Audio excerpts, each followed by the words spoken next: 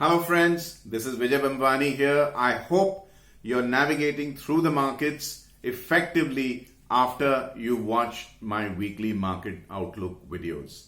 I promised you we'll keep you far ahead of the broader market pack and we'll deploy our in-house statistical studies which are not found anywhere else in the public domain, and we fulfilled our promise of keeping you ahead on the dollar front, on the inflation front, the bond yields, which are now becoming the talk of the town, and we've been talking for many months.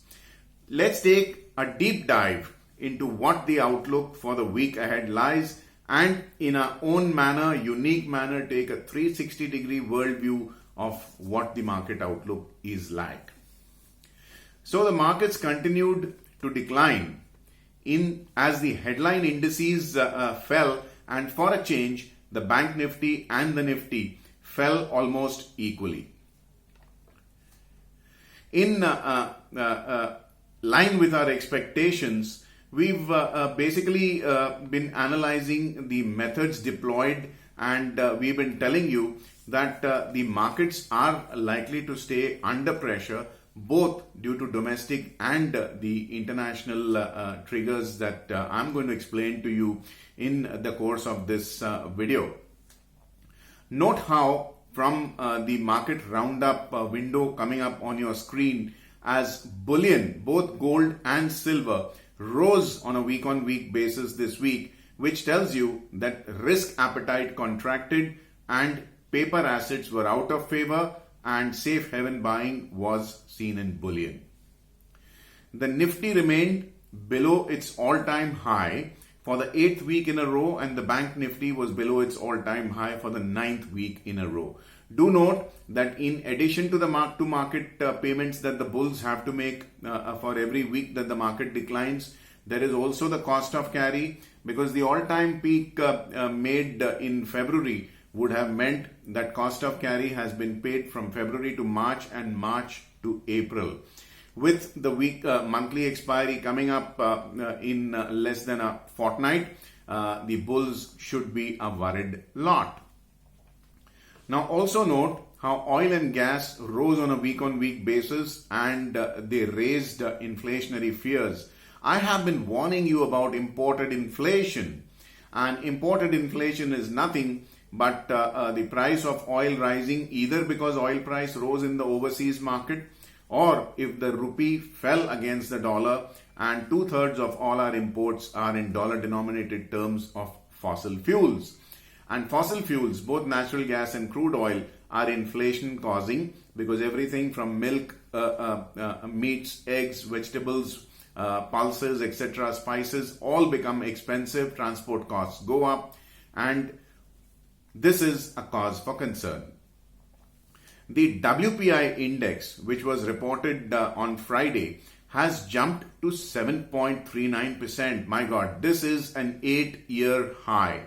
And I warned you that inflation, high inflation is coming. And I'm not done yet. I think inflation is likely to rise even higher. The Dixie and the USD INR fell, which is why the bulls escaped with milder punishment as far as the headline indices and equity markets are concerned. Had the USD INR risen, had the Dixie risen, you would have seen far deeper cuts in the Indian and the other emerging market stock markets. The 10-year benchmark bond yield rose, as you can see in the market roundup window, and now coming up is the market-wide position limits on your screen. Do note that in spite of the fact that there is a routine rise in the market-wide position limits, the peak MWPL remains way off the recent highs even of January and February at this time of the month. Normally 2 weeks after expiry, the market-wide MWPL should have been far higher, but looks like this time the risk appetite seems to be contracting. Now, note how the volumes chart on your screen showing you stock futures and index futures. Now, do note that these are cumulative volumes of 3 series, April, May and June. they have seen a week-on-week sharp contraction after having made huge spikes on Monday. Now, what is noteworthy is that the spikes in volumes both on indices and stock futures were higher on Monday, which was a very big down day. And Tuesday, Thursday and Friday, do remember Wednesday was a holiday, therefore Tuesday, Thursday and Friday, when the markets did recover, note on your screen how the rallies have been on poor volumes. So net, the selling volumes have been higher. That is again another worrying sign which you will have to keep in mind. Friends, the coming week is also a truncated one, so do keep that in mind in your trading metrics. And the message, therefore, clearly coming from the market is that volatility should be higher in the coming week. My last week's video thumbnail was be prepared for bigger price moves. I think the coming week also is likely to show you bigger moves. Now take a look at the basis chart on your screen. This is nothing but the premium enjoyed by the futures over spot. Now the Bank Nifty basis rose mildly in spite of the fact that the Bank Nifty has been falling because short covering was seen on declines. The Nifty basis fell on a week-on-week basis because selling pressure continued till Friday on the Nifty 50. Let's now take a look at our in-house impetus chart, which is, I assure you, not available anywhere else in the public domain. And these are our tools from the in-house statistical model we call Barracuda, which have enabled us to stay miles ahead of the broader market pack. So look at what the impetus chart is showing. It's showing that the Bank Nifty impetus is falling and the price has also fallen in this period, which means when the price is declining, the momentum of the downside seems to have slowed down a little bit. Does it mean that the Bank Nifty is going to reverse and climb anytime soon? Not necessarily. It just means that the selling pressure might temporarily be slowing. It can escalate any time.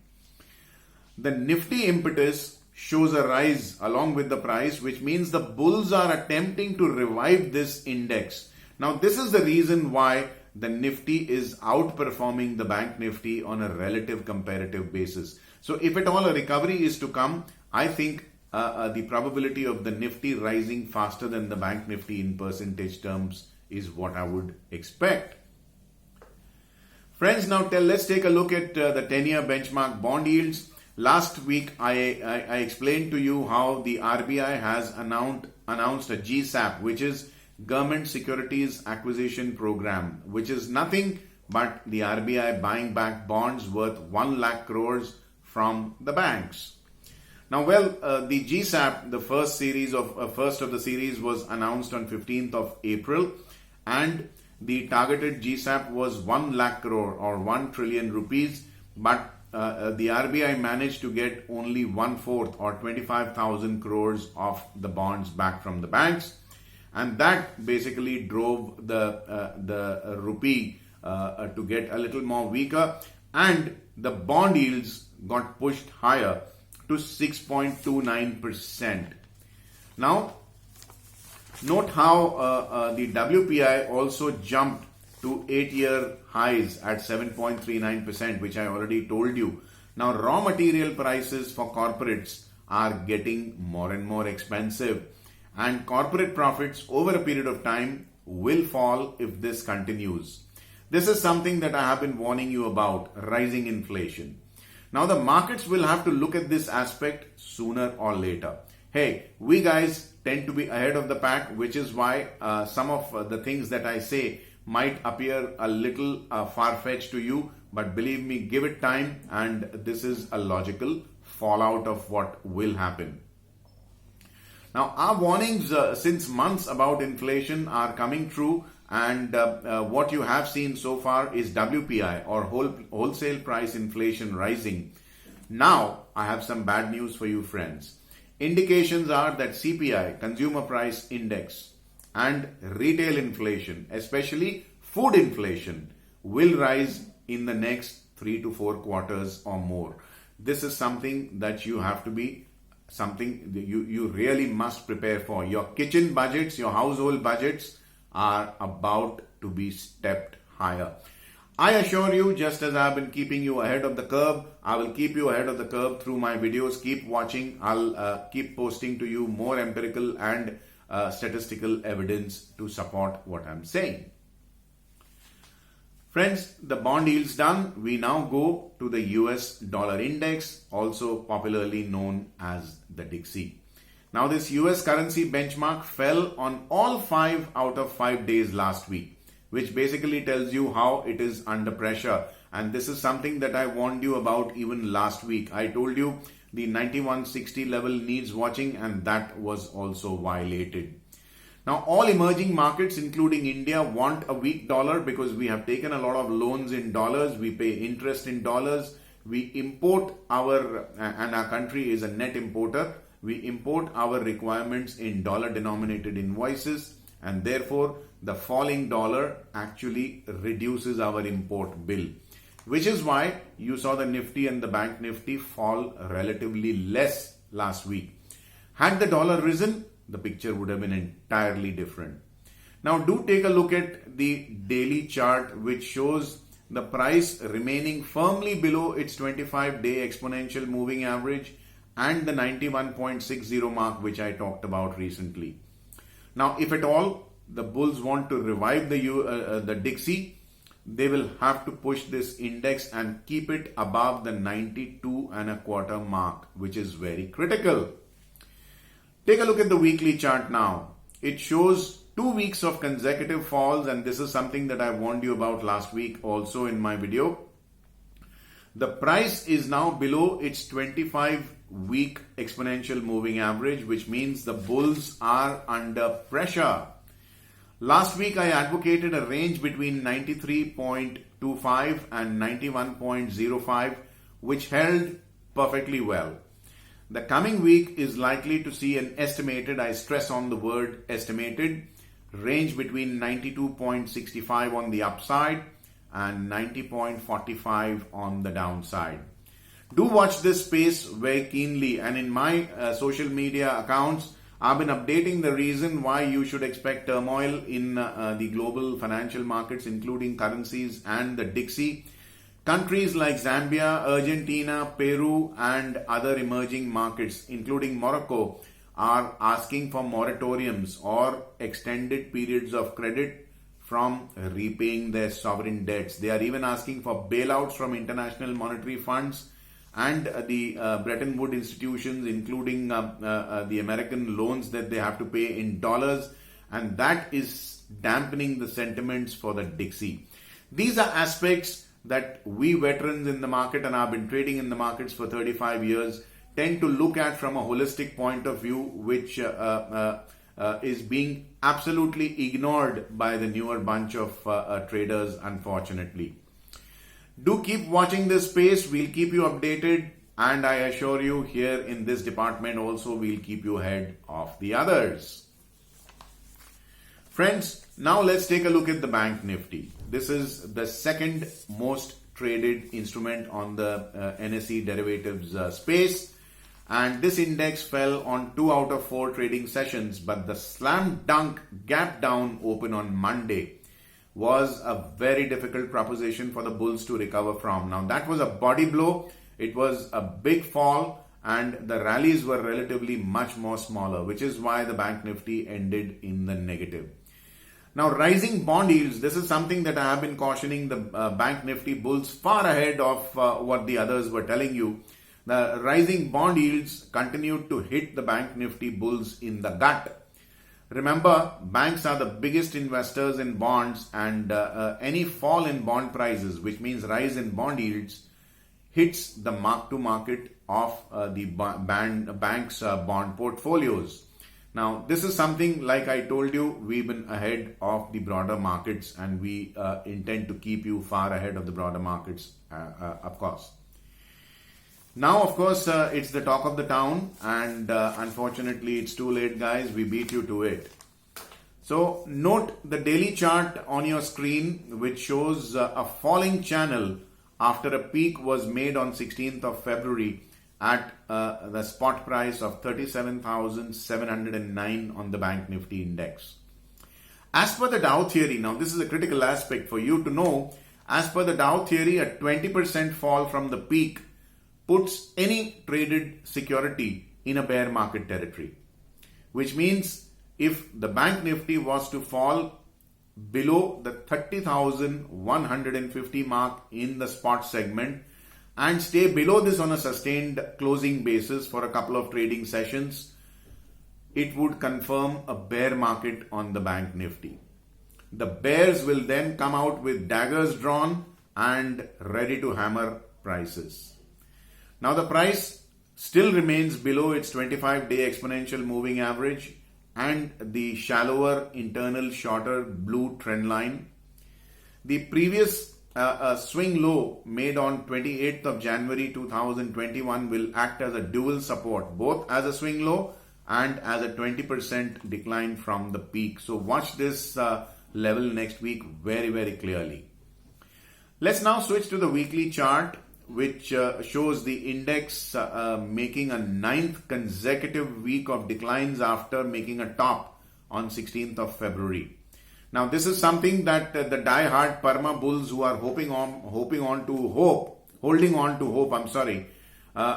denying the fact that there is anything wrong in the market are basically shutting their eyes to. Guys, 9 weeks of consecutive declines below a significant high or an all-time high and paying mark-to-market losses and paying cost of carry definitely means that there is something wrong. I don't want the market to fall. I'm not a perma bear, but all I'm telling you is that things are definitely not kosher.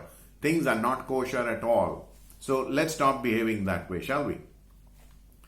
So the weekly chart is showing a 9th consecutive week of declines, and it is also violated the 25-week exponential moving average very briefly.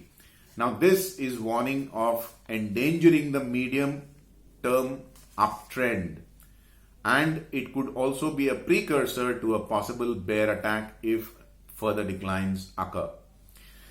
Furthermore, last week this index was number 3 on the high volatility list, but it rose to number 2, which means the volatility on this index rose exponentially. Now retail traders are bravely fighting this volatility on a day-to-day basis, but they are bound to get flustered at the end of the day, and which is what is testing their nerves.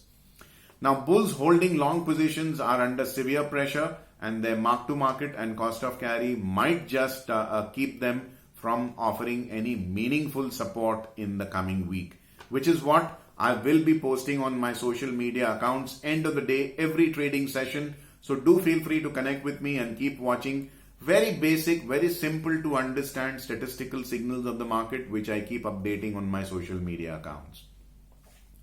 So since banking is very heavily represented even in the Nifty 50, any big decline in the Bank Nifty will mean that the Nifty cannot go unharmed or escape the drubbing or the fall which will be felt by the Bank Nifty alone. It's not possible. Either the Bank Nifty rises and pulls the Nifty 50 up, or the Bank Nifty falls severely because of the weightage of banking stocks in the Nifty. Even the Nifty starts to feel the heat. Now this is something that worries me. So stay sharp and trade light if at all you must. Last week I advocated a range between 34,225 on the upside and 30,650 on the downside, which was violated marginally because the intra-week low was 30,520. The coming week is likely to see an estimated range, I repeat the word estimated, between 33,775 on the upside and 30,150 on the downside. The Jensen's measure, a metric used by most smart hedge fund managers to measure risk and reward, warns you against aggressive fresh leverage longs, which means you must trade light if you must. Be very careful out there, my friends. Volatility is rising way too high. Friends, now I come to the Nifty 50, the most liquid and the lowest impact cost tradable instrument on the NSE derivative segment. Now, this index has managed to escape the brutal sell-off that the Bank Nifty has seen in relative comparison.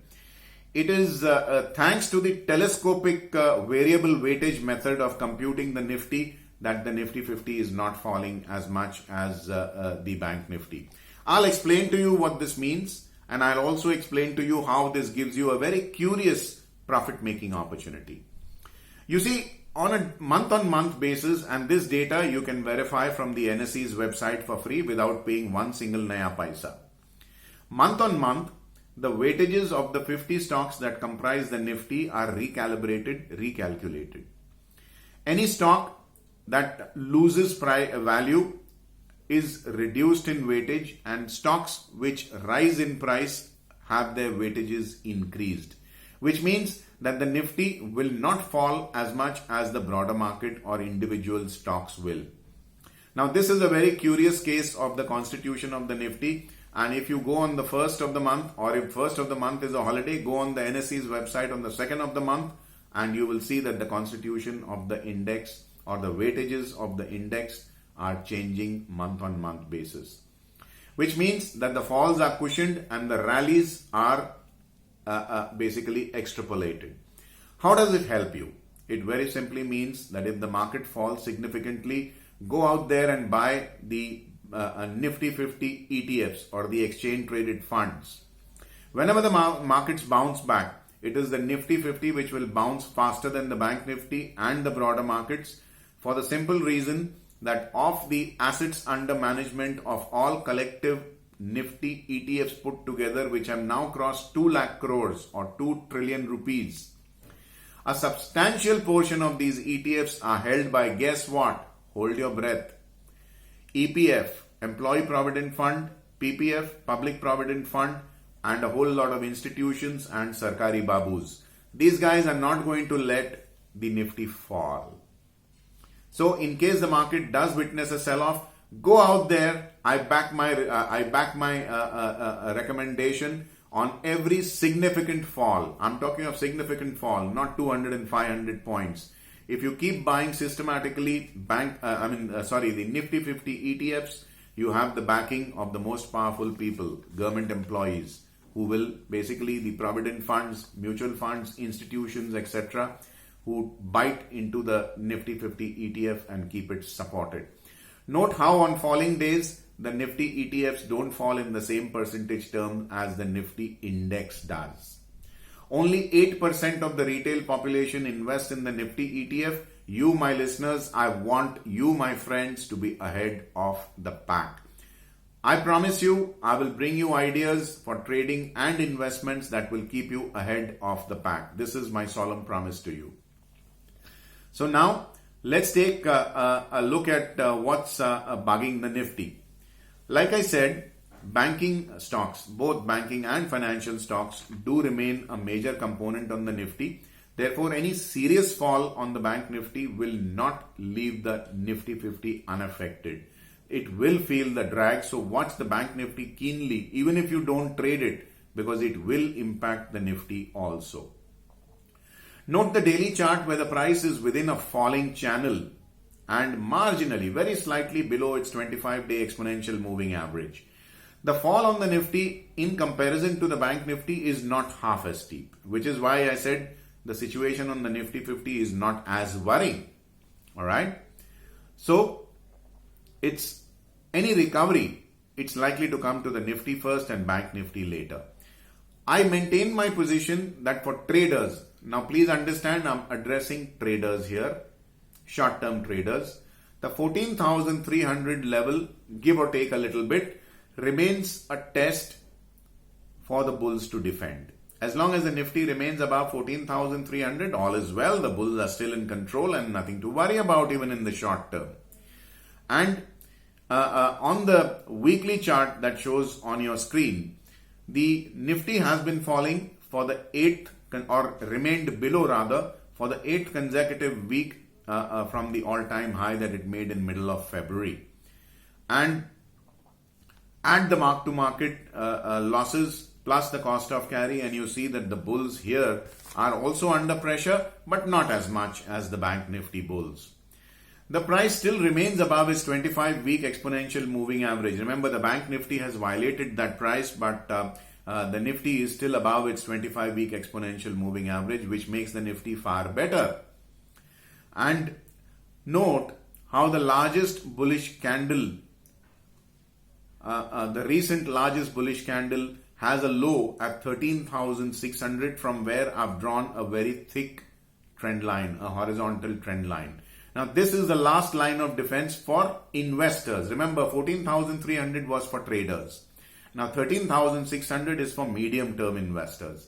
If 13,600 is lost, there would be some amount of trouble, I'm afraid. That's not really good news, but hey, that's the market, right? So this index in the week before last was at number 13 on the most volatile list, but it jumped 3 places to end at number 10 on the most volatile list. Now, this warns you that volatility is higher and retail traders are going to feel the heat. Do remember that last week I had said, in my thumbnail itself was addressed as "be prepared for bigger price swings," and there you had it. The price swing came on Monday itself. It was prescient and it turned out to be extremely accurate. Now, last week I advocated a range between 15,400 on the upside and 14,275 on the downside. However, the low it made was on 14,000 at 14,248. Just a tiny whisker below the low that I advocated, right? So 27 points below the low that I advocated. In spite of all this volatility, our in-house trading statistical model, the Barracuda, still caught almost the bottom of the Nifty. So the coming week is likely to see an estimated, I stress upon the word estimated, range between 15,175 on the upside and 14,025 on the downside. Keep watching this space. Here again, the Jensen's measure, which is used as a risk-reward metric by smart hedge fund managers, is still warning that for the bulls, there is a bigger disadvantage, and therefore, if at all you want to make long positions, avoid aggressive leverage longs in very large quantities. Trade light. Go ahead and play long, not a problem, but stay light. Friends, with the indices done, I now come to the most popular part of my video, wherein I will recommend 5 stocks which are high beta, high impetus, wherein you take a small exposure, wait for bigger price moves. And then 5 stocks which are low beta and low impetus, where you take large exposure, wait for small price moves to make your money. So here goes. The high beta stocks is led by India Bull Housing at number 1, number 2 DLF, number 3 RBL, number 4 Bata, and number 5 ONGC. And low beta stocks, where you take high exposure and take smaller profits in rupee terms, is led by Tata Steel number 1, number 2 Jindal Steel, number 3 NMDC, number 4 SAIL, and number 5 SRF. Do note, friends, that the low beta stocks is led predominantly by the metal space. And till very recently, these stocks were running high. They seem to be consolidating now.